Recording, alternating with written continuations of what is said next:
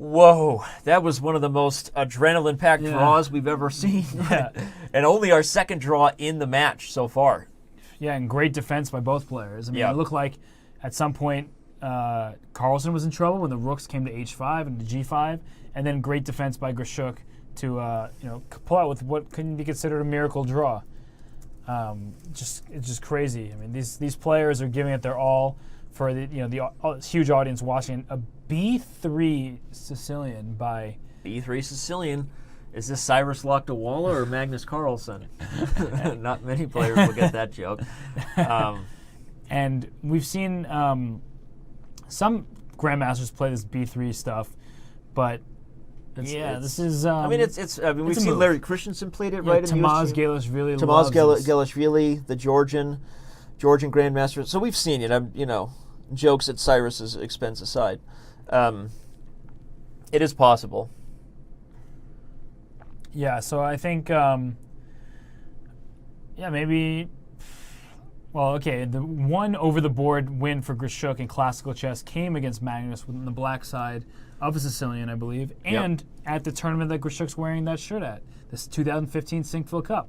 That's a big thing to point out, because if he's a superstitious fellow, what better way to try to repeat your success of winning against Magnus Carlsen than reminding yourself of your trip to St. Louis? We'll have to ask him after the we will. Well, either win or lose, we will ask Sasha if his wardrobe choice was given that much thought. But okay, what's going on here? Interesting Sicilian. Let's go ahead and flip it and see it from Sasha's point of view. The structure positionally makes you think that it should favor white. This is a backward d-pawn on the open file, right? But it's also a silly bishop on c4. Right. What will happen is you'll want to put the bishop on d5 and see if you can trade it for a knight, and that's exactly the line we're seeing if you can establish the pony there. But what's irritating if you're white is you really don't even want this piece here. What you want is pressure on the d-pawn. Yep. And so white has to figure out a way to kind of force black's hand into maybe making that trade. I was going to suggest, I wonder if bishop g4 first to take the knight was an idea, right? But Grischuk goes for this first, which heads into f4. That also makes sense. Yeah, and in fact, after g3, it could be a very weakening move. You can just go knight d4 right away, and after knight d4, trading the knights, all of a sudden this bishop on d5 would feel uncomfortable. And Magnus took on e6. I don't love it, I must say. There's problems going to be on the c file for white. The knight on c3 is actually not always happy there. Black goes rook f to d8, rook b to c8, and just kind of sits and waits. Kind of holds onto the d-pawn. Is bishop c4 a tactic here? Bishop c4, tacticos, take. The idea, everybody, is a discovered attack on the loose bishop. Yes, please? Yeah. It looks pretty good, Like right? Good eye, Bishop c4. Bishop to c4 pins the rook to the queen, everybody, and after takes, the only move, captures will hit the rook on d3. We'll hit the rook on d3 with tempo, and then likely pick up the material that you sacrifice. So there it is. Grischuk sees it. You spotted it. That's a huge find and could be a leveler in the match. And Magnus, look at his eyes. He Magnus just did not see that at all. What? Say what? Wow. This is just... Look at him. He's really trying to find something, but he looks upset with himself. Maybe he needs to change the music. Maybe he needs to change whatever he's got his... I don't even know if he's listening to music or if he just has the headphones in for style. But we do want to thank the official Twitch channel who just tweeted about our broadcast. Much appreciated. All of the staff at Twitch who make our lives pretty easy promoting these chess shows. So we appreciate that. Here comes the rook f to b8. I was going to say, yep, why not? He goes for it. Okay, so one issue is the d5 square is still open for business as soon as this knight leaves, right? Yeah. If you had a whole bunch of moves, why do you think he played h3? He has knight h2, either knight g4, or the knight comes around here to d5. Now, that's a lot of moves, but getting rid of this knight is that important for white's position, because if you can pop this pony into d5, in fact, okay, so he's going to do it in a more aggressive fashion even, but that's what white's playing for right now, is a potentially good knight versus a bad bishop type of position where the bishop is stuck. And queen a5 is always an option for black. Yeah, gobbling up pawn. So he goes it for the other way. This knight has another plan now to reach the same goal we've been highlighting. Yeah, I didn't really like the move h6 by Grischuk. I thought he could win queen a5 right away. The problem was c4 was never really hanging because rook takes c2 would have pinned the knight from behind. Instead, now he's going to have to figure out a way to combat these h4, g5 threats, or this knight g2 to e3. But queen c6 is actually a very good way to stop it because you can always take on e4 if the knight comes to e3. Mm-hmm. Yeah. Of course, if white has time, white will play f3 and try to do the same thing. Yeah. But it is dangerous. I mean, f3 might even walk right into the check we've been talking about, right, where that a-pawn falls. Yep. Okay, so Magnus sees that, decides he's going to put the king to safety. Bishop e7. When you're playing these kind of positions for yourself, it's a constant balance between try to achieve your bigger picture positional goals, right, but you can never do so in a way that blunders tactics, like this would blunder the e-pawn. I was wondering if there's queen f3 after that, actually. There's some kind of... there's a pin. Knight e3, knight takes e4, queen f3. Is d5 a move? Then I just take on d5. You do. You sure do, buddy. So maybe Magnus is trying to calculate whether he can go for that. It's very risky, right? I mean, it's a super strange way to win that knight on e4. Yep. According to the engines, white should just sit and maybe shuffle, but Magnus wants to go for it. Knight e3.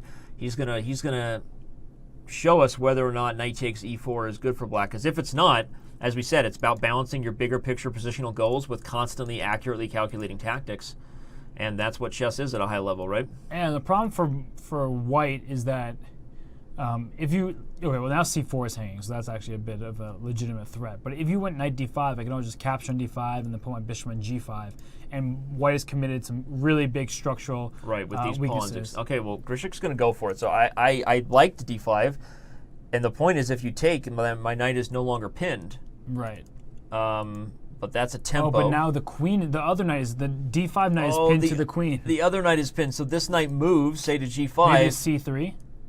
Okay, g5 is an excellent score, but it's nice. I like knight g5 because I want to play bishop c5 as soon as I can. And e4 at some point is going to be really painful. Bishop takes 8. Ooh. Oh, you know what else is a move here is e4. If knight e7, queen c7, check. Winning the knight. And knight f3 by black is going to be a deadly threat there. If Grischuk doesn't look, he goes for this move. Hey, he's playing like both of us this round. I've predicted more moves than I ever have in my life. I think it's time for me to go back to saying nonsense and no longer predicting chess moves. But look at Grischuk's clock. Look at this. Yeah, if he stays out of time pressure, he should be okay here. But, oh wait, the c4 pawn falls. But black is still better. Oh, is black really still better 96. Here? Oh, can I go 96? Is queen takes e4? Queen takes e4 is coming. Queen takes e4 might come anyway. But knight h4 is check, at least. Right. And then rook e8 comes. Man, this is very complicated, and with 12 seconds left for Grischuk, I still like Grischuk's position, so I think he's okay. 12 seconds again. Yeah, I don't like the time on his clock. Yep, here comes rook e8. I would play it immediately. There it is. Okay, he's playing it. He's going for what you're saying. That king on h3 is super dubious. Yep. This knight what a move. The knight is pinned to all kinds of checkmate what a threats. move, h5, because if knight f6, queen g2 takes g4 is mate. And if the knight doesn't move, slam well, jam. we're opening up the king brutally. Brute force, queen e6 check to g4. The rook on d1 always is hanging if you swing the queen over to protection. Nice move. In fact, perhaps one of the moves of the match thus far is move pawn to h5. I love it. Agreed totally. And I was going to say, does he take and play rook h8 or go there first? Because now there's all... Oh, but that allowed him to keep the file closed. I wondered if he should have taken first. Here comes queen d4 check. What is going on? Time pressure has commenced. We have 4 seconds left. 4 seconds left for Grischuk. What is going on? Okay, so there's always queen e6 check. Oh, whoa. There's mate everywhere. Yeah, for both sides. Gets to the point where we just we're zoned in like everybody else. We can't even commentate. Yeah, but here, I mean, Grischuk's king is the safer one. I mean, that queen is... I didn't even see that was weird. Rook e7 was possible there because queen f3 check would have been quite deadly. Still mate, yeah. Rook e7 is still possible. But he's just gobbling up knight pawns. f5. If knight f5, you can't take d5. Yeah, because it would have been knight h6 check. Yeah. So what is going on? He's calculated it very accurately so far. This position with the king open. Both sides. Both sides have just managed to continue to increase king pressure. F7. You got to go king f7. Yeah, you got to run. Oh. King run. Oh, but queen e6 check now. He's opened up the door. See, with this many pawns, all black has to do is trade queens. There it is. And if he does, it's over. F5. Discovered check. Whoa! Whoa, and then he goes back to h3 and there's no queen trade. He's going to move the other one to f4. Oh my gosh, so many pawns marching Queen up the e2 board. comes with check. Queen e2 comes with check, and it's probably over. How many pawns did he have to give up in order to make that trade happen? Wow, he might not have enough pawns left to win. f3, rook f1. Oh, that was amazing defense by Magnus. I mean, seriously, what in the world has just happened there? Bishop h4 here. Yeah, bishop h4. He's giving up the pawn. He can't win anymore. Another angel will get his wings as Magnus Carlsen defends a completely lost position. It's a draw. Amazing This game. is true. That was amazing. Magnus is going back to look number 13. Eyebrows lifted, full fro in motion. Yeah, this is it's going to be a draw unless somehow Grischuk blunders now. I mean, now Carlsen I think is playing for 2 results. Yeah, knight b3 takes a5 is a pretty, that's for sure. Pretty easy way to. Woetown, population, all of us. Well, you know what's amazing? Grischuk with no time in his clock really defended accurately and sacrificed No, I mean all his seriously. pawns. I mean and then he was winning, but couldn't quite. And Magnus laughs and drinks some water there. I mean, yeah, a little bit of a needed chuckle.